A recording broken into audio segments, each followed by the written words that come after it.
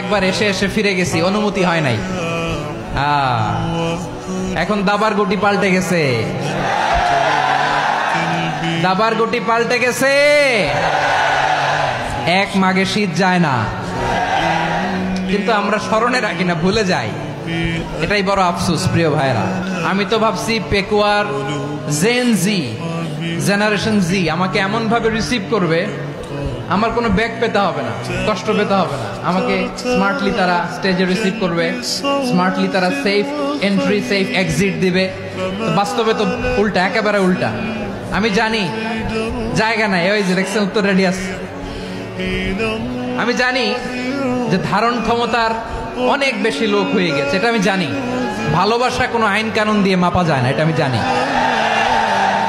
এটা যে ভালোবাসার বহিঃপ্রকাশ, এটাও আমি বুঝি। ভালোবাসাকে আটকায় রাখা যায় না।